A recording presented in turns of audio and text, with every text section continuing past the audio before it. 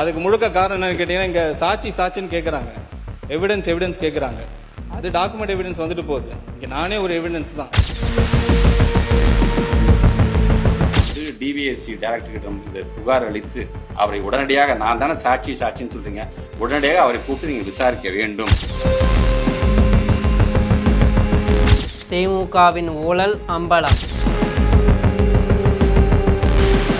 அன்பில் மகேஷ் வைத்த check. TV ஏசியிடம் சிக்கிய Maria Wilson.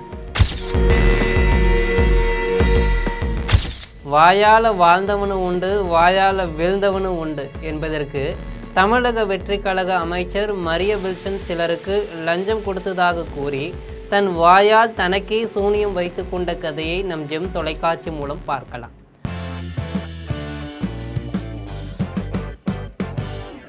ஒரு அமைச்சராக இருந்து கொண்டு லஞ்சம் கொடுத்தேன் என சட்டப்பேரவையில் கூறியுள்ள அமைச்சர் மரிய வில்சனை லஞ்ச ஒழிப்புத்துறை விசாரிக்க வேண்டும் என முன்னாள் பள்ளிக்கல்வித்துறை அமைச்சர் அன்பில் மகேஷ் பொய்யாமொழி கூறியிருக்கார். தமிழக சட்டசபையில் மானிய கோரிக்கை மீதான விவாதம் நடைபெற்று வருது.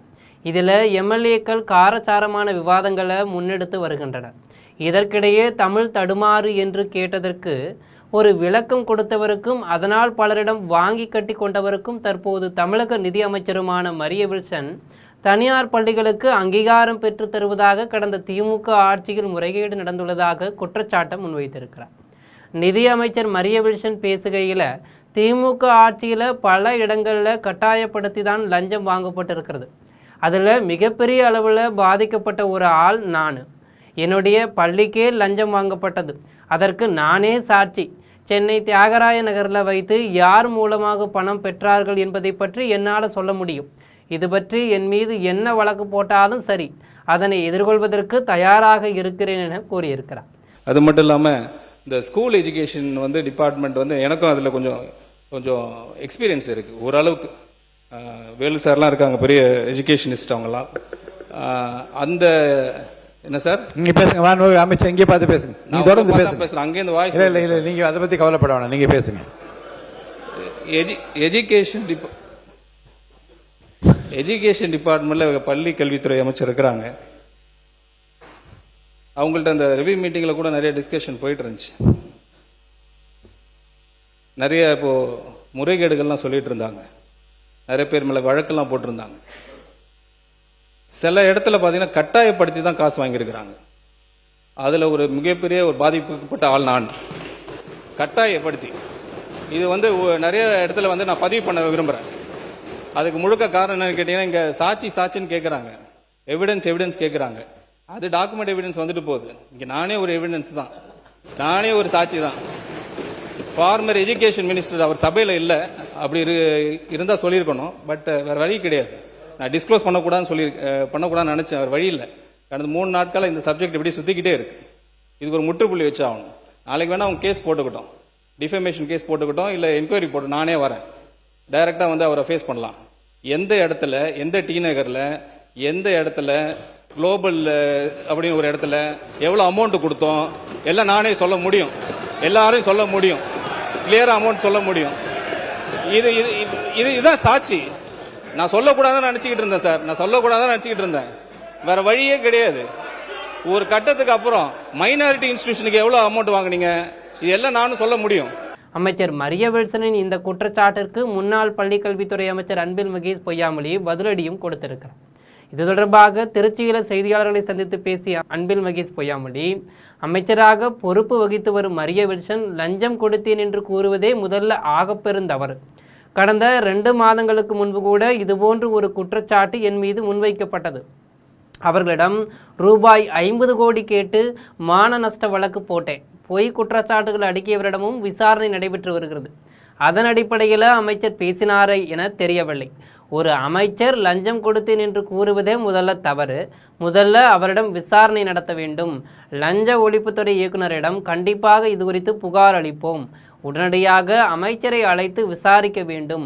அன்பு மொழி கருணை மொழிதான் தெரியும் என பேசிய அமைச்சர் மரிய வில்சன் என் மீது அவதூறு கூறுகிறார். அவர்கள் செய்வது அனைத்தும் மடைமாற்றம் என தெரிவிச்சிருக்கார். அவர் பொதுக்கூட்டத்தில் நின்று பேசின இடம் சட்டமன்றம். சட்டமன்றத்தில் யார் நின்று என்ன வார்த்தை பேசினாலும் பேசக்கூடியவர்கள் தான் அதற்கு பொறுப்பாகிறார்கள். ஏன்னா அதில் வந்து வெளியில பேசுறதுக்கு நம்ம போடுகின்ற வழக்கு வேற, சட்டமன்றத்தில் நின்று போடுறதுக்கு வழக்கு வேற. கொடுத்தேங்கிறதே மிகப்பெரிய ஒரு தவறு தான். அவர் பேசினதை நானும் கவனிச்சு தான் இருந்தது. நான் குறிப்பாக ஒரு 2 மாதத்துக்கு முன்பாக பார்த்தீங்கன்னா ஒருத்தர் என் மீது வந்து ஒரு அவதூறை போட்டு இந்த மாதிரியான சில பிரச்சனைகள் நடந்திருக்கின்றது, ஒரு குறிப்பிட்ட பகுதியில் ஒரு அலுவலகத்தை வச்சு இவங்கெல்லாம் செஞ்சிருக்காங்க அப்படிங்கும் பொழுது 50 கோடி ரூபாய் அவர் மீது வந்து நான் மான நஷ்ட வழக்கை நான் போட்டு அதில் ஸ்பெசிஃபிக்காக என்னோட அபிடவிட்டை நான் மென்ஷன் பண்ணியிருக்கேன். இவர் இந்த ஏரியாலாம் சொல்லியிருக்காரு, இதுக்கும் எனக்கும் சம்பந்தமே இல்லைன்னு சொல்லி இன்னைக்கு அவர் மேலேயும் ஒரு வழக்கு போடப்பட்டது. காரணம், கடந்த டிசம்பர் மாதம் அன்றைக்கு அவர் வந்து முறையாக பள்ளிக்கூடங்கள் நடத்தவில்லை என்கின்ற கண்டுபிடிப்பை லோக்கல் இருக்க எங்களுடைய ஆஃபீஸர்ஸ், எஜுகேஷன் ஆஃபீஸர்ஸ் கண்டுபிடிக்கும் போது உடனடியாக அவர் மேலே வழக்கு போடுங்க. இல்லை சார், அவர் பேக்ரவுண்ட் இந்த மாதிரி இருக்குது சார், அங்கே மேலோட எந்த இடமாக இருந்தாலும் சரி உடனடியாக அவர் மேலே நீங்கள் வழக்கு போடுங்க. ஏன்னா அவர் வெறும்னா இடத்த ப்ராப்பராக பெர்மிஷன் இல்லாமல் நடத்துறது மட்டும் இல்லாமல் போலியாக சில இடத்துல வந்து கையெழுத்து போட, உதாரணத்துக்கு கிருஷ்ணகிரி மாவட்டத்தில் பள்ளிக்கூடம் ஆரம்பிக்கிறதா கையெழுத்து போட்டு பல்லாவரத்தில் நடத்தக்கூடிய அந்த இதெல்லாம் கிடைச்சது. இன்னைக்கு அவருக்கும் சம்மன் அனுப்பப்பட்டு அவரும் விசாரணையாக இருந்து கொண்டிருக்கின்றார்.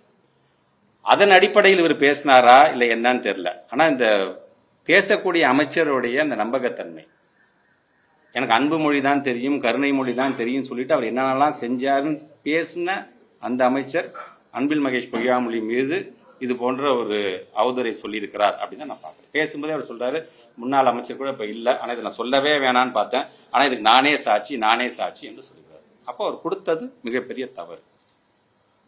ஆக அவர் மீது என்ன கேட்டா ஒரு நடவடிக்கை எடுக்கப்பட வேண்டும். ஒரு அமைச்சராக இருந்து நான் அப்படி கொடுத்தேன்னு சொல்றதே மிக தவறு. பத்திரிகை துறை நண்பர்கள் மூலமாக சொல்றேன்.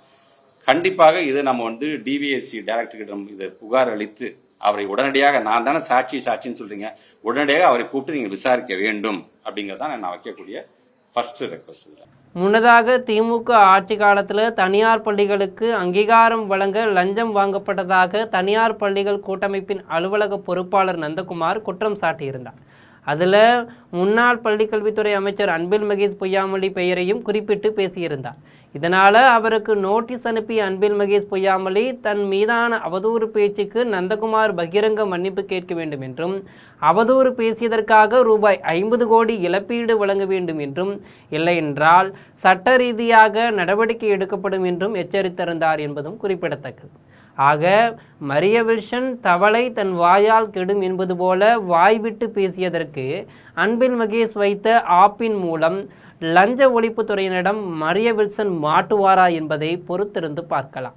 இதுபோன்று பலர் தரும் ஆதாரத்தை ஆராய்ந்து உண்மைத்தன்மையை அறிந்து ஊழல் செய்தவருக்கு உரிய தண்டனை பெற்றுத்தர உந்துதல் சக்தியாக விளங்கும் நம் ஜெம் தொலைக்காட்சியுடன் எப்போதும் இணைப்பில் இருங்கள். நன்றி, வணக்கம்.